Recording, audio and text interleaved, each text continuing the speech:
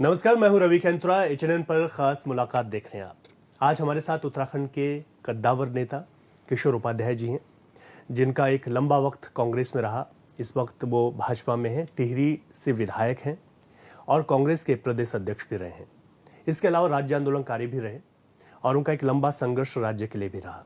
मैं उनका स्वागत कर लेता हूँ। सर, आपको बहुत बहुत स्वागत है खास मुलाकात में। कैंत्रा जी, बहुत धन्यवाद आपका। सर, शुरुआत तो मैं उन्हीं सवालों से करूंगा जिनके बारे में आप जाने जाते हैं। प्रदेश में जल, जंगल और जमीन की लड़ाई किशोर उपाध्याय लगातार लड़ते आए हैं, आज भी लड़ रहे हैं। आज इस उत्तराखंड में वो जो लड़ाई है वो कहां तक पहुंची है, कितना आप उसमें अपने आप को सफल पाते हैं? देखिए, पहले कैंत्रा जी, मैं एचएनएन को बहुत धन्यवाद देता हूं। जो उत्तराखंड के सरोकार हैं, मानवता के सरोकार हैं, बल्कि प्राणी मात्र के जो सरोकार हैं, चराचर देश के और विश्व के जो सरोकार हैं, एचएनएन हमेशा उसमें अग्रणी भूमिका निभाता है। तो उसके लिए मैं पूरी टीम को, आपको बहुत साधुवाद और बधाई देता हूँ।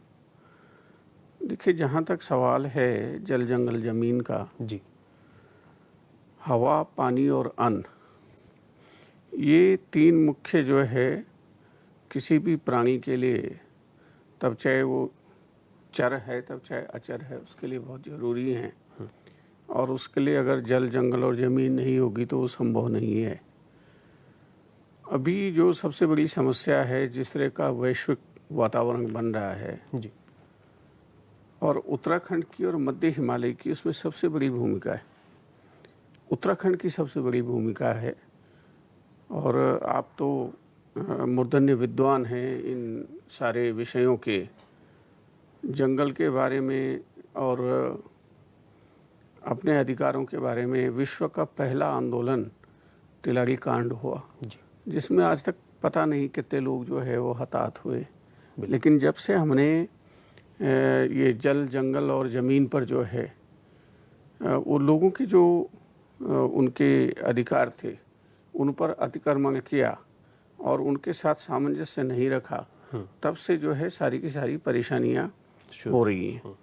आप ये देखिए कि जो उत्तराखंड है, हिमालय के नदियों का, हिमालय के पानी का सबसे ज़्यादा अगर लाभ इस देश को मिलता है तो वो उत्तराखंड का जो पानी है लगभग 60 करोड़ लोगों को जीवन देने का काम करता है पेयजल के माध्यम से। मैं उसमें सिंचाई या जो आपका इंडस्ट्रियल जो जल है जो उपयोग में आता है, मैं उसकी बात नहीं कर रहा हूँ। खाली जो लोग हैं, आदमियों की बात कर रहा हूँ। 60 करोड़ जनसंख्या को हम सेवित कर रहे हैं।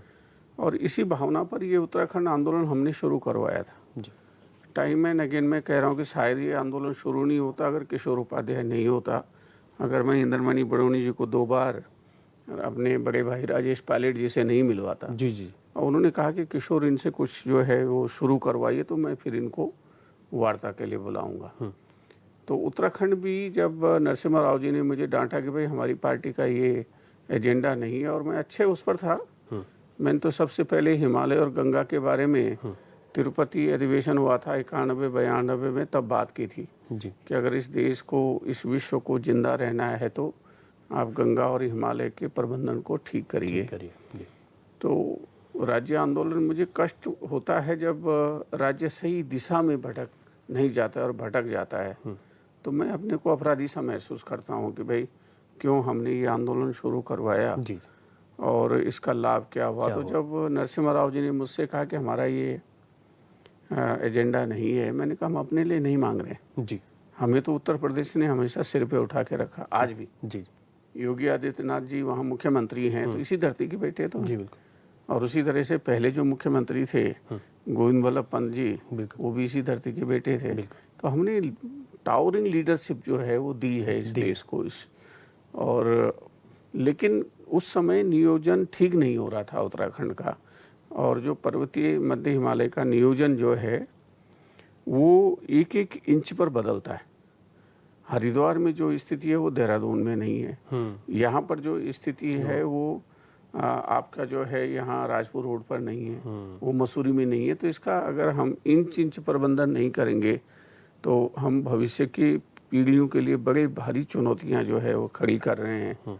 अब पानी नहीं रहेगा तो लोग जिंदा कैसे रहेंगे। तो इसलिए मेरे विचार से मैं इसीलिए इन सब विषयों को लेकर के, इन मुद्दों को लेकर के कोशिश करता हूं कि उसमें कुछ हो सके। किशोर उपाध्याय जी, प्रधानमंत्री नरेंद्र मोदी खास तौर पर जल संरक्षण को लेकर कई योजनाएं हैं जो चल रही हैं। अगर हम उत्तराखंड के लिहाज से बात करें तो यहाँ पर सरोवर जो बन रहे हैं वो भी एक बहुत महत्वपूर्ण है, जो हम उसको देखते हैं कि किस तरीके से हमारे धारे नौले आज जो समाप्त हो रहे हैं उनके संरक्षण की बात हो रही है, बल्कि जिलाधिकारियों को इसके लिए अलग से बजट भी निर्धारित किया गया है। इन चीज़ों पर देख रहे हैं कि जो हम संरक्षण के प्रति जो सरकार काम कर रही है, क्योंकि आप भाजपा में हैं, और क्या उस चीज़ का कुछ बेनिफिट मिल पाएगा इसको, ये क्योंकि ये एक लंबी यात्रा होगी इन सब चीज़ों को वापस लौटा पाना। नहीं, सबसे अच्छी बात यह है केंद्रा जी की हमारे यशस्वी प्रधानमंत्री नरेंद्र मोदी जी का विशेष लगाव है उत्तराखंड के प्रति और माँ गंगा के प्रति भी। 2014 में जब उन्होंने कहा कि गंगा ने मुझे बुलाया तो पहली बार उनको पूर्ण बहुमत मिला। 19 में भी वो जो है केदारनाथ आए, और मैं केदारनाथ जब गया था तो वहाँ जो लोग हैं, मेरे बहुत पुराने साथी हैं वहाँ, और मैंने उनसे पूछा कि भाई ऐसा क्या है। अभी आदि कैलाश भी गए प्रधानमंत्री जी। उन्होंने कहा भाई जब प्रचारक थे मोदी जी तो सुबह सुबह एक आदमी जो है, हम बाद में आते थे, वो पहले जो है यहाँ जो दरवाजे खुलने से पहले यहाँ पर उपस्थित रहता था, और बाद में जब हमने देखा कि वो तो मुख्यमंत्री गुजरात के बन गए और सबसे लंबे समय तक रहे, उसी तरह से भारत के प्रधानमंत्री हैं आज, तो उनकी अगाध श्रद्धा है। देखिए, अगाध श्रद्धा उनके उत्तराखंड के प्रति है, हिमालय के प्रति है, लेकिन उसमें करना क्या है ये हमारी जिम्मेदारी बनती है। जी। तो हमारे यशस्वी मुख्यमंत्री पुष्कर सिंह धामी जी निश्चित रूप से उस पर जो है विचार कर रहे होंगे, उनसे बातचीत की होगी। और जो उनका जल संरक्षण, देखिए क्या है कि जिंदा रहना है तो सबसे पहले ऑक्सीजन चाहिए, जिंदा रहना है तो फिर पानी चाहिए। जब मैंने 2010 में एक लंबी हड़ताल की, भूख हड़ताल, और अल्टीमेटम दिया कि भाई मैं पानी पीना छोड़ दूंगा, तो सारे डॉक्टर आए, बोले भाई ऐसा मत करना। जो है वो 2-3 दिन के बाद जैसे मछली तड़पती है उस तरह की हालत हो जाएगी, तो हमारा कोई भी वाइटल ऑर्गन फेल हो जाएगा, ब्रेन हेमरेज हो सकता है, कुछ भी हो सकता है। तो अगर पानी नहीं होगा और हम अपने आने वाली पीढ़ियों के लिए, आपके बच्चों के लिए, आपके पोतों के लिए, आपके नातियों के लिए पानी छोड़ करके नहीं जाएंगे, तो वो फिर हमारे बारे में क्या सोचेंगे। तो मुझे लगता है कि नरेंद्र मोदी जी के मन में कहीं ना कहीं ये है कि बिना पानी के हम लोग जिंदा नहीं रह पाएंगे, और इसलिए उन्होंने सबसे ज़्यादा फोकस जो है वो पानी पर दिया है। बिल्कुल। और निश्चित रूप से उसका लाभ मिल रहा है। हमको अपनी स्नो लाइन को जो है उसको मेंटेन करके रखना है। हमारी जो नदियां हैं उनकी अविरलता रहे, क्योंकि कहा गया है कि नदी वेगेन शुद्धति, अगर नदी में वेग होगा तब वो शुद्ध रहेगी। और उसी तरह से हमारे जो जंगल हैं उनको बचा करके रखना है। बिल्कुल। लेकिन जो सबसे बड़ा सवाल है वो ये है कि जैसे लोग कहते हैं वैश्विक स्तर पर कि जो अमेजन के जंगल हैं वो इस विश्व की 20% जो है ऑक्सीजन पैदा करते हैं। हमने, हमारा जो जंगल है उत्तराखंड का 72%, हमारा जो मध्य हिमालय का जंगल है, और हमारा जो पानी है, और हमारा जो ग्लेशियर्स हैं, जो अविरल जो नदियां हैं, हमने आज तक जो है उसका कहीं वही नहीं किया, आकलन ही नहीं किया। अब वनों के बारे में आप आ जाइए तो सुप्रीम कोर्ट की एक कमेटी ने कहा है कि लगभग 74,000 रुपए एक पेड़ जो है वो आपको योगदान देता है जिंदा रहने में। अब हमारे कितने पेड़ हैं अब तक हम उनकी गिनती नहीं कर पाए, जिले की नहीं कर पाए। अभी एक डीएफओ साहब से मैंने कहा ये बताओ टिहरी जिले में कितने वृक्ष हैं? बोले साहब हमारे पास आकलन ही नहीं है। उसी तरह से पानी जो है, आप देखिए ना, कोविड में एक छोटी छोटी उसके ऑक्सीजन की बोतल के लिए लोगों ने 1-1.5 लाख रुपए दी। बिल्कुल। उसका ही अगर आकलन कर लें तो मेरे ख्याल से हमको तो कहीं से पैसे की कोई ज़रूरत ही नहीं। पानी आप देख लीजिए तो जो बोतल है 1 लीटर की वो अब 25 रुपए। और सबसे बड़ा मुझे आश्चर्य ये होता है कि हम लोग किस तरह के उसमें रह रहे हैं कि बहुत से खिलाड़ी जर्मनी से अपने लिए पीने का पानी मंगाते हैं। अरे इतना अच्छा पानी हमारे देश का है, ये तो फिर हम पर जो है बड़ा भारी एक लांछन जैसा है कि बाहर से लोग खिलाड़ी पानी पीने के लिए मंगाएं, तो मेरे ख्याल से वो एक चिंता का विषय कुल मिला के ये है कि इन तमाम चीज़ों का आकलन करना ज़रूरी है। किशोर उपाध्याय जी चाहे कांग्रेस में रहे हों, बहुत लंबा सफर रहा, करीब 45 साल का। इस वक्त भाजपा में उन्होंने हमेशा ही जल जंगल ज़मीन की बातें की हैं। एक बड़ा महत्वपूर्ण सवाल सर ये है कि इस वक्त चाहे ऑल वेदर रोड हो, रेलवे लाइन की कनेक्टिविटी, इस पर विपक्ष सवाल उठाता है कि जो विकास हो रहा है उस विकास को इस तरीके से देखें कि ये उत्तराखंड है, यहाँ पर यहाँ की जो भौगोलिक परिस्थितियाँ उनको देखना चाहिए। हालांकि समय की मांग है, विकास ज़रूरी है, आज सड़कों का चौड़ीकरण ज़रूरी है, अब हम पतली सड़कों से तो नहीं जा सकते, ये विकास हो रहा है, लेकिन इसके साथ साथ पर्यावरण का भी क्या ध्यान रखा जा रहा है और ये कितना क्या वाकई में एक चुनौती भी है? देखिए, यहाँ 2-3 विषय हैं उसमें। एक तो सबसे बड़ा सामरिक जो विषय है, जिस तरह से हमारी स्थिति बन रही है, और अगर हम ठीक ढंग से उसको उठा सकें तो उसमें हिमालय महत्वपूर्ण भूमिका निभा सकता है। इस पर मैं बाद में आऊँगा। जी। सामरिक अगर स्थिति देखेंगे तो जिस तरह से जो हमारा सबसे बड़ा प्रतिद्वंदी देश है, मैं शत्रु देश नहीं कहूँगा, जैसे चीन है, अब उसने जो है वो नेपाल के बॉर्डर से लेकर के अपने बॉर्डर तक जो है हर जगह सड़कों का और रेलवे का विस्तार कर लिया है। तो कई बार जो है देश की रक्षा के लिए अगर देश ही नहीं रहेगा तो फिर पर्यावरण का, लोग ही नहीं रहेंगे तो पर्यावरण और उसका क्या है, क्या महत्व रह जाता है। उसको देख करके सरकार को बहुत से निर्णय लेने पड़ते हैं। मैं तो रक्षा मंत्रालय में भी रहा, मैं प्रधानमंत्री कार्यालय में भी रहा। थोड़ा सा क्या होता है, जो माइंड सेट होता है वहाँ और यहाँ माइंड सेट में थोड़ा अंतर होता है। अगर हमारे विपक्षी ये कह रहे हैं तो उनसे मैं आपके माध्यम से ये जानना चाहूँगा कि अगर सड़कें बनी हैं उस समय, तो सड़कें भी तो जो है उस समय तो आपकी सरकार थी, या अगर टिहरी बांध बना है, आप अगर पर्यावरण की बात करते हैं या बांधों की बात करते हैं, तो ऐसा नहीं होता है कि जब आप सत्ता में हैं तब तो वो गुड़ हो गया, उसको गपा गप खाओ, और जब आप विपक्ष हैं तो तब वह जो है थू थू कर दो, तो अच्छी बात नहीं है। बहुत सी चीज़ों को देखना होता है, लेकिन पर्यावरण बहुत ज़रूरी है।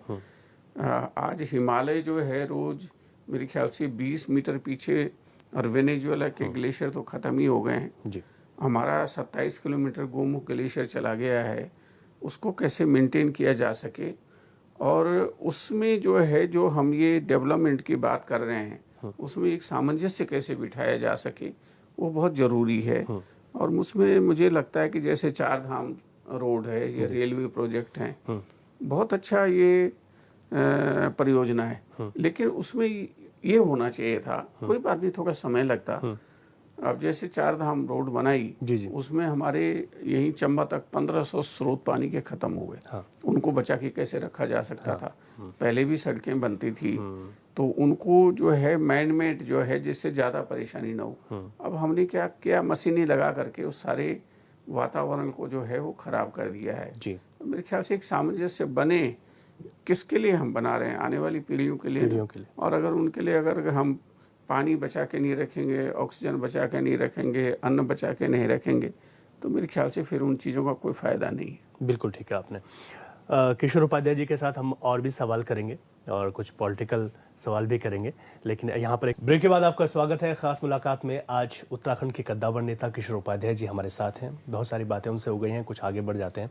सर, इस वक्त अगर बात की जाए, टिहरी का प्रतिनिधित्व कर रहे हैं, वहाँ पर तीसरी बार आप विधायक हैं, टिहरी से ही आप आते हैं, मूल वहीं के रहने वाले हैं, और जैसे आपने तिलाड़ी कांड की बात की थी, उसकी जो शुरुआत थी वो भी टिहरी से ही हुई थी। टिहरी बड़ा महत्वपूर्ण है, लेकिन इस वक्त टिहरी की अगर सियासत की बात करें तो यहाँ पर अभी धन सिंह नेगी की वापसी हो गई। दिनेश धनाया भी इस वक्त भाजपा में हैं, आप भी खुद भाजपा से इस वक्त टिहरी से विधायक हैं। कुछ खबरें ऐसी आई कि कुछ असमंजस की स्थिति हो गई, आपस में प्रतिद्वंदी की स्थिति हो रही है, क्या ऐसा कुछ है या फिर बात कुछ और है? अब देखिए, वो दोनों मेरे छोटे भाई हैं। अगर पार्टी कोई निर्णय लेती है तो वो सोच समझ करके लेती है।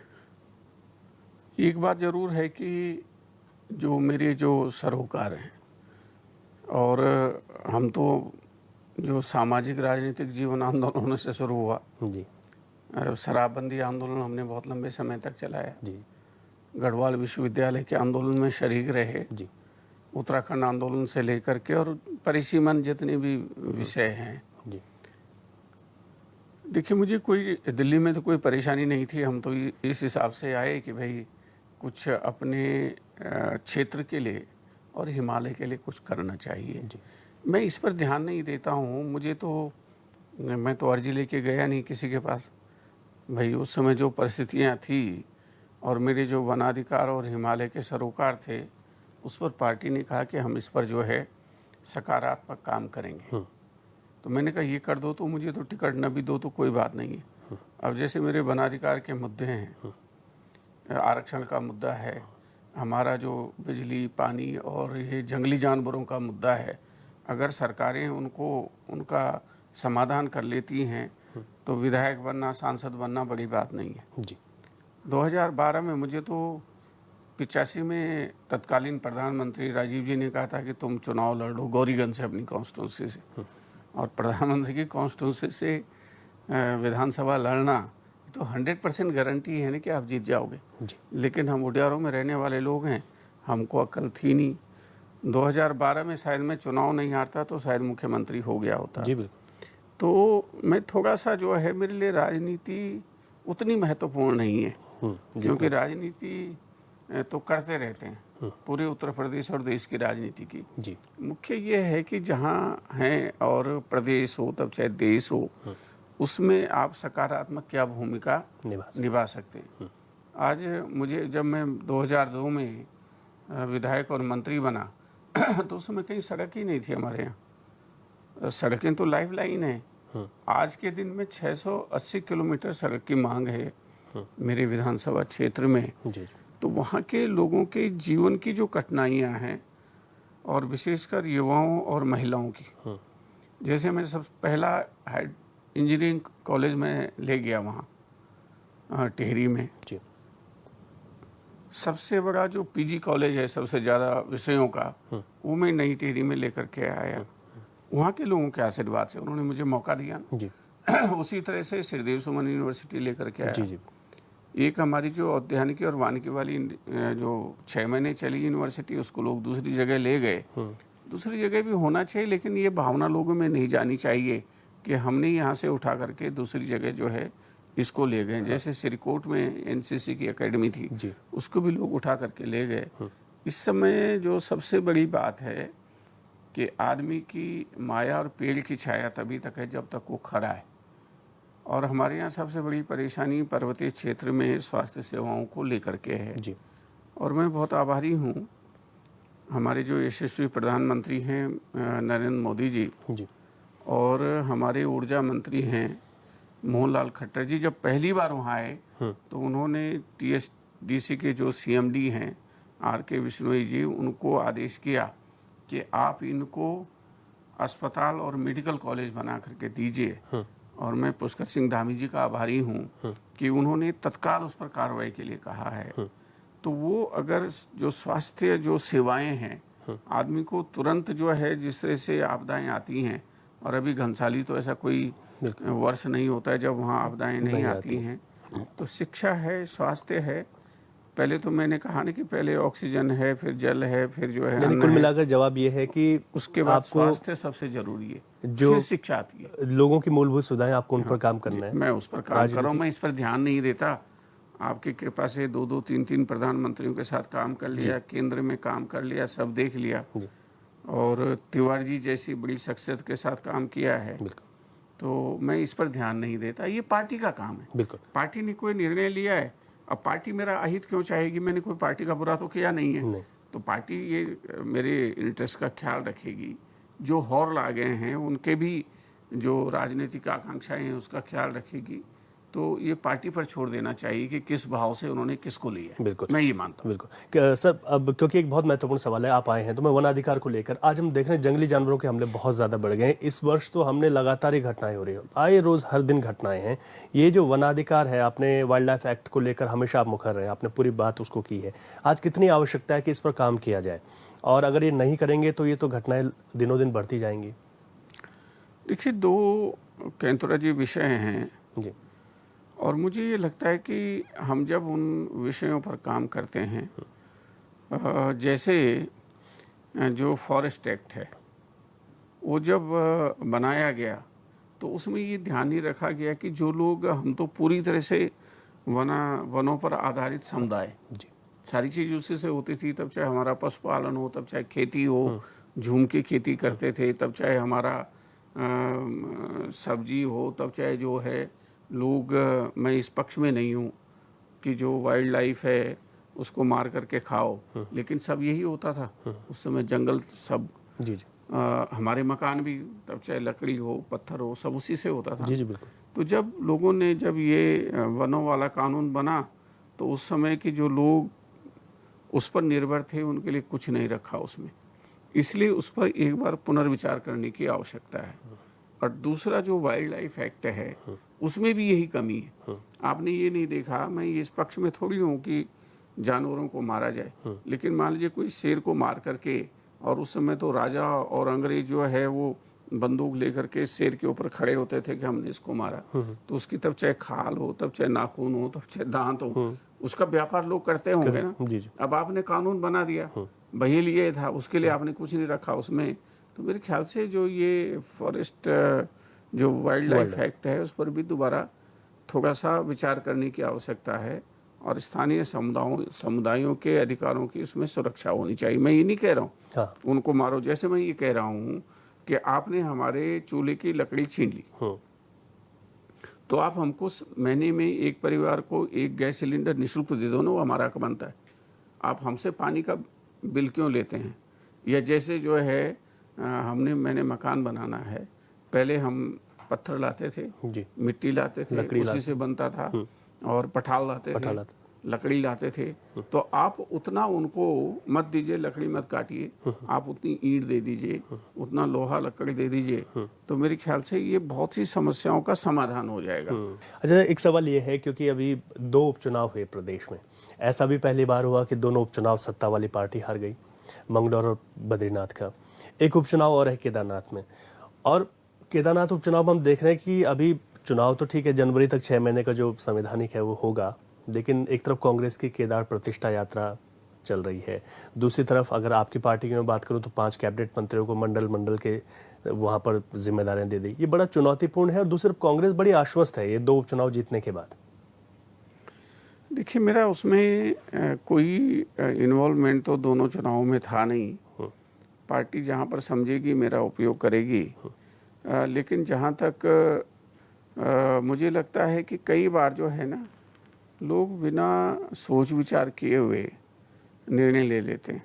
जी अब वो भी जो हैं, जो प्रतिपक्ष है उसमें भी मेरे सब वो छोटे भाई हैं, कईयों को मैंने खुद आगे बढ़ाने का काम किया। बिल्कुल किया है जी। लेकिन उसमें क्या है कि जो एक विषय दिल्ली में उत्पन्न हुआ था, और कई बार जो है ना, मुख्यमंत्री जी के पास इतने काम होते हैं, बहुत सी चीज़ों का ध्यान नहीं रहता है जी। उन्होंने उसको तुरंत जो है उसमें सुधार किया। और सबसे बड़ी बात ये हुई कि उन्होंने कहा कि कहीं भी देश में कहीं भी धाम के नाम से कोई मंदिर और वो नहीं बनेंगे। जी जी तो मेरे ख्याल से उसमें समाधान हो जाना चाहिए था।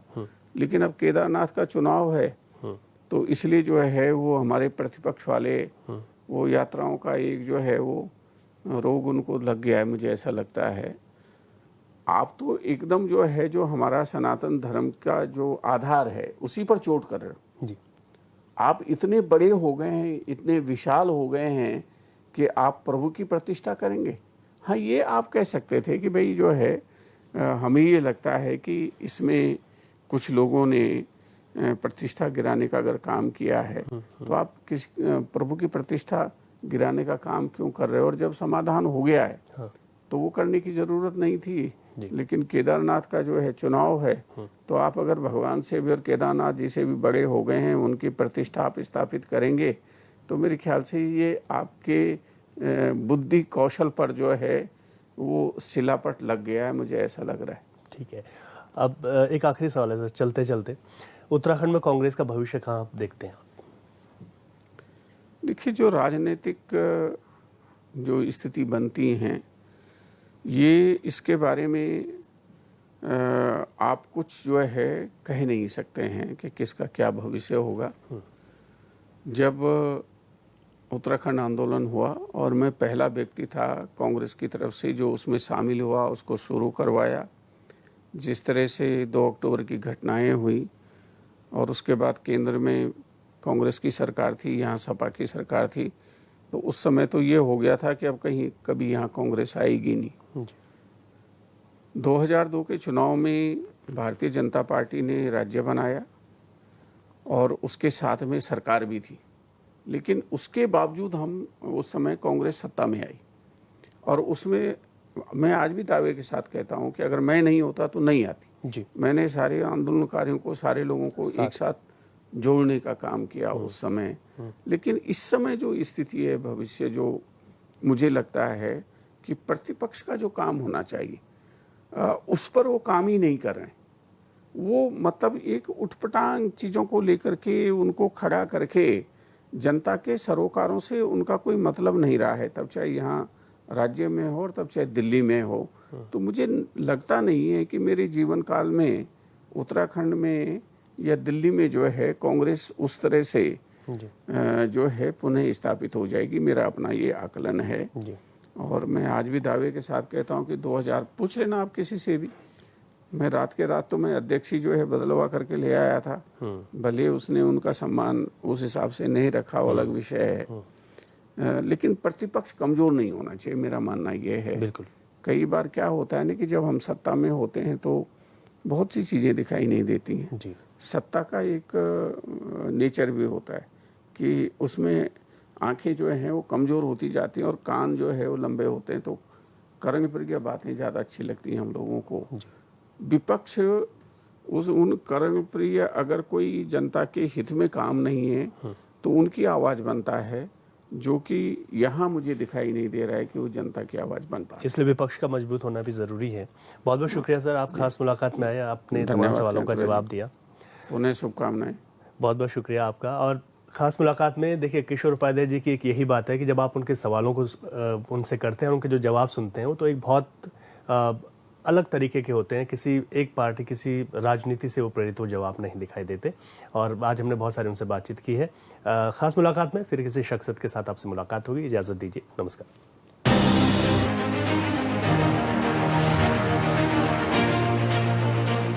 नमस्कार, मैं हूं रवि कैंत्रा। एचएनएम पर देख रहे हैं आप खास मुलाकात। आज हमारे साथ खास मेहमान हैं गोपाल राजू जी, जो कि किसी बड़े परिचय के लिए मोहताज नहीं है, लेकिन क्योंकि आपने उनको बहुत सारी जगह देखा है, पढ़ा है, सुना भी है, आज हमारे साथ मौजूद हैं। लेकिन विषय बड़ा खास है। सर, आपका बहुत बहुत स्वागत है एचएनएम पर। और विषय आज क्योंकि हमारे दर्शकों के लिए बेहद खास इसलिए होने वाला है कि स्टोन रत्न को लेकर, जेमोलॉजी, जिसको कि आजकल सब लोग जानना भी चाहते हैं, वो मैं आपसे जानूंगा। सबसे पहले और सवालों पर जाने से पहले मैं ये जानना चाहूँगा कि जेमोलॉजी क्या है, इसको हम कैसे समझ सकते हैं, आम लोग कैसे समझ सकते हैं? देखिए, सरल सी भाषा में बता दूं, एक शब्द में, आदमी चाहता है आजकल किसी न किसी रूप से बेनिफिटेड हो। जी। ठीक है ना?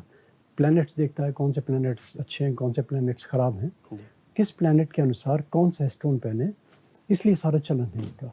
और हर आदमी आप देखते हैं कि परेशान है किसी न किसी रूप से, डायरेक्टली इनडायरेक्टली। इतनी सी चीज़ है, इसलिए बहुत कॉमन है ये वाला विषय। मगर जितना कॉमन है ये, उतनी ज़्यादा प्रॉपर एनालिसिस नहीं हो रही। मेरा सारा काम इसी पे बेस है जी। कि किस तरीके से एक स्टोन को एनालाइज करने के लिए मैक्सिमम टाइम लगाया जाए और मैक्सिमम मेथड्स चुने जाएं कि किस तरीके से व्यक्ति विशेष के अनुसार एक स्टोन को हम चूज कर सकें। ये सबसे इम्पोर्टेंट चीज़ है। बिल्कुल ठीक है आपने। और गोपाल राजू जी इससे पहले CSIR में वैज्ञानिक रह चुके हैं, अपनी सेवाएं उन्होंने वहाँ पर दी हैं, लेकिन इसमें अब उन्होंने काफ़ी काम किया है। पुस्तकों की बात करें तो करीब 72 पुस्तकें लिखी हैं। सर, जो स्टोन है, क्योंकि हम आम लोगों के लिए बात करें, ये स्टोन काम करता है, कैसे काम करता है, कैसे इस पर विश्वास कर लेते हैं लोग? देखिए, सिंपल सा बता दूं, कलर थ्योरी है, वाटर थेरेपी है, इसको साइंटिफिकली प्रूव किया जाता है, थेरेपी है। अगर अल्टरनेटिव मेथड्स में जाएंगे तो वाटर थेरेपी है। इसी तरीके से जैम थेरेपी है। उद्देश्य क्या है, जो बॉडी के अंदर हमारी कलर की डेफिशिएंसी हो जाती है, उस डेफिशिएंसी को पूरा करने के लिए किसी न किसी रूप से कोई ऐसा माध्यम हो जो प्रिज्मेटिक इफेक्ट दे।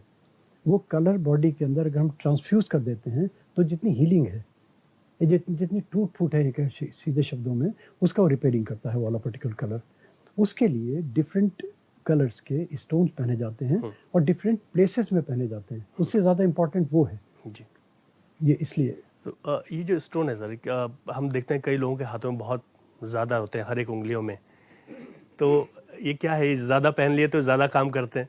नहीं, ऐसा नहीं है। देखिए, ये तो आपने बड़ा क्या है, देखिए, अगर मान लीजिए ऐसे होने लगे ना, तो सबसे पहले भला तो उसका हो जो बेचारा थैले में लेके दुकानों में बेच रहा है, उसके पास तो भरा हुआ है, दुकान भरी इसके हुई बाद है, तो बहुत सारे हैं। ठीक है, जो केमिस्ट है ना, सारी दुकानें भरी हुई हैं, तो इसका मतलब थोड़ी कि वो बीमार नहीं होगा। जी इसी तरीके से जेमोलॉजी में एक रंग की रिक्वायरमेंट है और आप दुनिया भर के रंग भरे हुए हैं तो घालमेल हो जाएगा ना। जी यानी कि एक पॉजिटिव इफेक्ट दे रहा है, एक नेगेटिव इफेक्ट दे रहा है, न्यूट्रल हो रहे हैं, जी। एडवर्स रिजल्ट्स भी हो रहे हैं। जी इसलिए ये सिवाय एक शो ऑफ करने के, मेरे विचार से जी लोग अच्छा कर रहे हैं, मैं किसी को कमेंट नहीं है। जी। और आजकल के ज़माना है, आप देखती हैं भाई बहुत सारा कि आदमी एक अपने आप को अट्रैक्टिव बनाना चाहता है, तो एक एक एक अट्रैक्शन का एक सोर्स हो सकता है। बहुत अच्छा कि भाई कितना अच्छा बड़ा आदमी, कितने स्टोन्स पहने हुए। तो और दूसरे रूप में अगर देखें तो इसका स्टेटस सिंबल मानते हैं। सोने की जितनी मोटी अंगूठी होगी, जितनी मोटी सोने की उसमें धातु जड़ी होगी, और जितने बड़े उसके मोटे स्टोन्स होंगे, उतना बड़ा आदमी, उतना बड़ा उसका स्टेटस। तो स्टेटस सिंबल ज़्यादा है। और इसमें एक मैं समझता हूँ कि बस आगे नहीं बोलूँगा, आप समझ सकते हैं इसको क्या है, मगर इतनी रिक्वायरमेंट है नहीं। इतनी रिक्वायरमेंट नहीं है, लेकिन सर स्टोन काम करते हैं अगर सामान्य भाषा में अगर बात 100% काम करते हैं, प्रोवाइडेड पर्टिकुलर स्टोन पर्टिकुलर विशेष व्यक्ति के लिए स्पेसिफिक कंडीशंस में अगर चुन लिया जाए तो डेफिनेटली इफेक्टिव होंगे। मगर ये ज़रूरी नहीं कि एक आदमी का प्लैनेट कोई ख़राब है, उसके अकॉर्डिंगली आप स्टोन एनालाइज कर रहे हैं तो उसके ऊपर काम करे ही करे। क्योंकि सारी की सारी चीज़ें देखिए, जितनी भी विधाएं हैं जहाँ रेमेडियल मेजर्स हैं, सब चीज़ें हैं, मैं डिनाई नहीं करता इसको, मगर अल्टीमेटली सारी की सारी चीज़ें डिपेंड करती हैं अपने भाग्य के ऊपर, अपने कर्म के ऊपर और अपने पुरुषार्थ के ऊपर। उसके अकॉर्डिंगली जितना डेस्टिन्ड है, जितना पोर्शन डॉर्मेंट हो गया, मान लीजिए ये आपका डेस्टिन यहाँ तक है, यहाँ तक डॉर्मेंट हो गया, भी पावर फेलियर हो गई, ट्रेन नहीं आई, तो एक डॉर्मेंट हो गया ना। तो उसको मोटिवेट करने के लिए उसको 2, 3, 5%, 10%, 20%, 10%, 20% उसको आप जो डॉर्मेंट हो गया था, जो बिल्कुल फ्रीज हो गया था, उसको एक्टिवेट कर सकते हैं। अच्छा। उस तरीके से स्टोन एक इफेक्ट कर सकता है कैटलिस्ट की तरह, कि आदमी के डेस्टिन को थोड़ा सा त्वरित उसको गति दे दे, और अपने कर्म में लग जाए आदमी। उसको मेडिसिन खा रहा है तो मेडिसिन उसको लग जाए, जॉब के लिए भटक रहा है तो उसको जॉब की कंडीशंस मिल जाए। वो फिर डिपेंड करता है अलग अलग प्लैनेट्स के ऊपर, किस प्लैनेट्स के लिए वो काम कर रहा है, क्या उसके लिए रिक्वायरमेंट है, क्या उसकी डिमांड है, क्या उसकी दरकार है। उसके अकॉर्डिंगली प्रॉपर अगर स्टोन एनालाइज कर लिया जाए तो सब ये चीज़ें होंगी। अच्छा सर, ये भी महत्वपूर्ण है क्योंकि कई लोगों को इसकी जानकारी नहीं होती कि कैसे कोई कहाँ पहुँचे, उसको क्या अपनी कुंडली लेकर उसे जाना है, कैसे पता चलेगा कि इस व्यक्ति के लिए इस स्टोन की आवश्यकता है, इस रत्न की आवश्यकता है। देखिए, सबसे पहले तो मान के चलिए कि बर्थ पर्टिकुलर्स इम्पॉर्टेंट हैं किसी भी चीज़ के एनालिसिस के लिए, मगर सबसे ड्रॉबैक क्या है कि बर्थ पर्टिकुलर्स हमें एक्यूरेट मिलते कहाँ हैं, ठीक है ना, क्योंकि फिर वो लंबा एस्ट्रोलॉजी का विषय हो जाएगा। मगर 1 मिनट बता देता हूँ कि जन्म का समय कौन सा लें। एक तो the time and conceivement, when a lady conceive, that is the precious time, number 1। Number 2, बहुत से कहते हैं when the umbilical cord is cutted by the doctor, वो पर्टिकुलर पीरियड उसका जन्म का टाइम हो। थर्ड वो होता है, पहाड़े हमारे गढ़वाले में हमारे कहावत है कि जब बच्चे की पहली चीख सुनाई देती है तो वो टाइम लिया जाए। अब आदमी कंफ्यूज हो जाएगा ना, तो जब तक कि वो प्रॉपर आप टाइम हिट नहीं करेंगे तो फिर रिजल्ट्स पता है आपको क्या मिलेंगे। आप गेटिंग माय पॉइंट। इसके अलावा जिनकी जन्मपति नहीं है, तो सामुद्रिक शास्त्र एक विषय है, उसमें क्या होता है कि आदमी के सर के बाल से लेके पैर के नाखून तक हर अंक के प्रेडिक्शन करी जाती हैं, उसके अकॉर्डिंगली एनालिसिस करी जाती हैं, और बहुत सारी जनरल करैक्टरिस्टिक्स उसके अकॉर्डिंगली इजाद की जाती हैं। उसी में पामिस्ट्री भी एक चीज़ आती है, तो पामिस्ट्री के अकॉर्डिंगली जो रेखाएं हैं हमारी, ये भी बोलती हैं, क्योंकि अल्टीमेटली हॉरोस्कोप और ये एक ही है। अगर प्रॉपर्ली कोई अगर इनमें जाता है, डीप पेनिट्रेट करता है, it's one of the same thing. Pedology है, पैर की रेखाएं भी वही हैं, मस्तक की रेखाएं भी वही हैं, तो सारा एनाटॉमी हो गया ना हमारा, शरीर पूरा, हमारा पूरा बॉडी का स्ट्रक्चर पूरा, तो उस नहीं होती तो उसके अकॉर्डिंगली एनालाइज कर सकता है। अब ये डिपेंड करता है कि कौन कितना सक्षम है, कितनी डीप स्टडी करी है। बिल्कुल, उसके अकॉर्डिंगली वो आपने ठीक कहा। अच्छा, एक सवाल ये भी है कि कई बार हम देखते हैं कि बहुत सारी जगहों पर तो रत्न मिल जाते हैं, जैसे आपने जिक्र भी किया कि अगर इतने सारे रत्न जिस व्यक्ति पे हैं वो तो सबसे ज़्यादा भाग्यशाली होना चाहिए। इसके लिए थोड़ा सा ध्यान तो रखना बहुत ज़रूरी है कि हम कहाँ से रत्न ले रहे हैं, किससे ले रहे हैं, इसमें कैसा नहीं। अगर मान लीजिए मैं आपसे कहूँ कि भाई मुझसे लो, मैं क्योंकि आपको टीवी में दिखा रहा हूँ, तो डेफिनेटली आप मेरे पीछे भागेंगे। अब जितना बड़ा बैनर है, वो बैनर तो सबसे सोचेगा सबसे अच्छा यही है ना, उसी के पीछे भागेगा, क्योंकि इसकी दुकान में बहुत सारे रत्न रखे हुए हैं, उसके यहाँ भीड़ बहुत है। मगर ये एक अपनी बौद्धिकता, अपनी मानसिकता है कि जो भीड़ वाला व्यक्ति है, क्या आपके लिए 2 मिनट देगा? वो नहीं देगा ना। तो ये तो आपकी देखिए अपनी बुद्धि और अपना विवेक, इसमें कोई कमेंट नहीं। मैं तो ये कहूँगा सब अच्छा कर रहे हैं अपनी जान में, भगवान ने सबको कर्म के लिए बनाया है, तो जो उनका कर्म स्टोन बेचने का अच्छे से बेच रहे हैं, अच्छा पैसा कमा रहे हैं। लेकिन ये महत्वपूर्ण बात आ गई कि जो आपको वक्त देगा, यानी को आपको पहले समझेगा कि आपको जरूरत क्या है। ऑब्वियसली एक चीज़ और मैं सबमिट कर दूंगा बिसाइड योर क्वेश्चन, जी। कि ये मैं ज़रूर सबमिट करूंगा, स्टोन की जो कॉस्ट होती है वो इतनी कॉस्ट नहीं होती जितने हमें मार्केट में मिलते हैं, क्योंकि इसमें 70% 60% का मार्जिन होता है। अगर आपका स्टोन को मान लीजिए 40 रुपए का मिल रहा है तो 60 रुपए का बाजार में मिलेगा आपको। तो वो आपकी अपनी बुद्धि, मतलब मैं कोई किसी को कटाक्ष नहीं, मैं आपसे सोचूं मैं कोई रत्न विक्रेता हूँ, ये नहीं। और एक शब्द और बोल देता हूँ कि केवल इतना कर लीजिए, अगर आपको जेमोलॉजी में इंटरेस्ट है ना, रतन चैन एक मैंने किताब लिखी है, आप बुक्स बाय गोपालाजी टाइप करेंगे, गूगल करेंगे, उसमें आप देख के समझ जाएंगे कि जेमोलॉजी है क्या। पूरा डिस्क्रिप्शन किया हुआ है इसमें, पूरा साइंटिफिक दिया हुआ है इसको, और उसमें हमने जेम्स के इफेक्ट दिखाए हैं, उनको टेस्ट किया हुआ है। अच्छा। और टेस्ट यही और स्केल से नहीं, बहुत हाई फाई इक्विपमेंट से, जो पीआईपी फोटोग्राफी है, एक ट्रिलियन फोटोग्राफी है, अच्छा। उनसे टेस्ट किया है कि इस पर्टिकुलर उसमें देखिए होता क्या है। It's all wavelength theory. मैं थोड़ा विषय से अलग बोल रहा हूँ। वेवलेंथ थ्योरी मगर इंटरेस्टिंग होगी पब्लिक के लिए। वेवलेंथ थ्योरी मीन्स हर चीज़ की अपनी एक वेवलेंथ थ्योरी है। जितने प्लैनेट्स हैं वो इमिट कर रहे हैं कुछ ना कुछ, ये तो साइंटिफिकली प्रूफ माना गया है, ठीक है ना। हमारा बॉडी भी इमिट कर रहा है जी। एक नदी में आप पत्थर फेंकेंगे तो वेव्स बनती है ना जी, साइन कर्व्स बनते हैं जी। आपने दूसरा पत्थर भेजा तो दूसरी कर्व बने, तीसरा भेजा तीसरे कर्व भेजे। और एक क्या होता है, जैसे एक कर्व चला, एक कर्व चला, आपने दूसरा पत्थर फेंका तो क्या होगा, दूसरा कर्व को हिट करेगा तो शांत हो जाएगा। अगर उसी वेलोसिटी से आप एक दूसरा पत्थर फेंकेंगे तो उसको गति दे देगा वो जी जी, दे देगा ना, उसकी जो इसकी वेव है और तेज हो जाएगी, हाँ। इसी तरीके से जो हमारे जो सेलेस्टियल बॉडीज हैं वो जो इमिट कर रहे हैं, जो भी कुछ कर रहे हैं, उनकी वेवलेंथ थ्योरी हमारी एनाटॉमी से अगर मेल खा जाती है किसी भी तरीके से, उसमें जेमोलॉजी भी एक विषय है कि जेमोलॉजी के अकॉर्डिंगली हम आपके अकॉर्डिंगली वो स्टोन एनालाइज कर देते हैं तो फिर बढ़िया बढ़िया ही है, वो तो वेव्स आपकी दौड़ेंगी बिल्कुल। अच्छा, एक सवाल मेरे दिमाग में ये आ रहा है, क्योंकि मैं अक्सर देखता हूँ कि जो रत्न और ये मतलब उनके वेशभूषा भी उस तरीके की होती है। आप बहुत सिंपल रहते हैं और आप तो साइंटिस्ट हैं जी।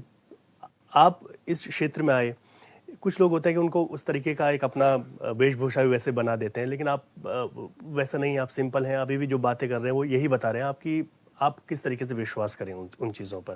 तो ये क्या है, ये भी क्योंकि जो किसी को आकर्षित करता है अपनी तरफ तो उसी तरीके करता है। हम किसी को देखते हैं तो उसकी छवि से ये मानते हैं कि नहीं, ये उस तरीके के बाबा टाइप लग रहे हैं तो ये उसी तरीके के होंगे। डॉक्टर असर नहीं करता, ना ही डॉक्टर की दवा असर करती है, विश्वास असर करता है। अगर एक डॉक्टर इजीली अवेलेबल है आपके लिए, उसकी दवा कभी नहीं लगेगी आपको, बोले यार तो बेकार है, खाली बैठा रहता है। और एक डॉक्टर के बाद एक हफ्ते बाद नंबर आएगा ना, उसकी दवा लग जाएगी आपको, बोले यार तो बहुत बढ़िया डॉक्टर, इसके बाद बहुत भीड़ लगी रहती है। मगर बुद्धि से सोचो कि वो डॉक्टर आपके लिए टाइम देगा, क्या टाइम डिवोट करेगा। इसी तरीके से एनालिसिस कीजिए आप स्टोन के लिए। 1 मिनट में राशि देखी, लगन देखी, उसकी जन्म कुंडली देखी, और दुनिया भर की जो चीज़ें हैं उसमें दशा है, अंतरदशा है, प्राण है, सूक्ष्म है, निमिष है, सारी की सारी T16 तक हाउस को बनती हैं। अच्छा। उनको एनालाइज करने लगेगा तो एक दिन नहीं, घंटे नहीं, महीनों लग जाएंगे स्टोन एनालाइज करने में। और आप देखते हैं कि यार वेशभूषा बहुत अच्छे कपड़े पहने हुए, 10 उंगलियों में अंगूठी है, कंठे मोटे मोटे हैं, ये ठीक है। हाँ भाई तेरा नाम क्या है, ये नाम है, हाँ भाई अच्छा तेरी राशि मेष राशि है तो तू मूंगा पहन ले, चुटकी बजाई हो साहब, तेरा काम हो जाएगा। ये एस्ट्रोलॉजी नहीं है। चुटकी से भी एक सवाल याद आया, आज बहुत सारे वीडियोस हम ऐसे देखते हैं जिसमें लगा कि बस आपने रत्न पहना, चुटकी में आप अमीर बन गए, धन वर्षा हो गई। जी जी, ये क्या है सर? देखिए, मिलना न मिलना मैंने आपसे क्या शब्द किया, अपने भाग्य के ऊपर डिपेंड करता है। 100 आदमियों के पास गए आप, 99 आदमियों ने काम नहीं किया आपके लिए। एक आदमी का काम, उसने मिट्टी चुटकी उठा के मिट्टी दी, वो मिट्टी लग गई। अब बाबा क्या है, इतने सारे बाबा बैठे हुए, बहुत एक से एक अच्छे बाबा हैं, ठीक है ना, भीड़ लगी हुई है। आप एक प्रोबेबिलिटी थ्योरी होती है मैथमेटिक्स में कि अगर आप हेड टेल करेंगे तो सारे हेड और सारे टेल नहीं होते कभी, है ना। 40 गिरेंगे, 60 वो गिरेंगे, है ना, 70 टेल गिरेंगे, इस तरीके से मानते हैं। इसी तरीके से जो बाबा हैं भाई, हमारे तो 1 2 3 लोग आएंगे, बाबा के पास 10 20 30 लाख 2 लाख 10 लाख लोग आएंगे जी। उन्होंने सबको कह दिया पास होगा तो मिट्टी ले ले तो पास होगा, उसमें से 20% तो पास हो जाएंगे ना जी। वो 20% लोग मल्टीपल कर देंगे, यार बहुत अच्छे बाबा होते यार, वो तो बिल्कुल जादूगर हैं, तो बिल्कुल उन्होंने बिल्कुल आंखें अंधे को दिखा दिया जी, और लंगड़ा चलने लगा जी, ठीक है ना, उसका वो ठीक हो गया। हाँ। तो वो फिर ज्योतिषी नहीं है वो, ये तो कोई संत हो, संत वाणी, और संत वाणी होगी तो 1000 के लिए नहीं करेगा, एक के लिए किसी के नहीं करेगा। तो आदमी फिर बैनर भागना ना भागना है तो आपका अपना काम है, तो आप देखिए भाई, मैं तो इसमें कमेंट नहीं करूंगा क्योंकि हम लोग तो साथी ही हैं हम, क्या पता मैं भी अपनी बातों से अट्रैक्ट करूं आपको। तो वो कितना वाकपटु है, उसकी वाह वेशभूषा कैसी है। गोपाल राजू जो बना है वो वाह आडंबर से नहीं बना है, टेम्पर करके बना है, बिल्कुल। स्टडी करके बना है। जी उसका रीजन है कि साइंटिफिक बैकग्राउंड रहा, तो उसी के परिप्रेक्ष्य में बिल्कुल। सारी चीजें। बिल्कुल सर, आपने ठीक कहा। हमारी बातचीत जारी रहेगी। यहाँ पर एक छोटे से ब्रेक के लिए रुकेंगे। अभी भी मेरे बहुत सारे सवाल हैं जो हम अपने आज के खास मेहमान से पूछेंगे।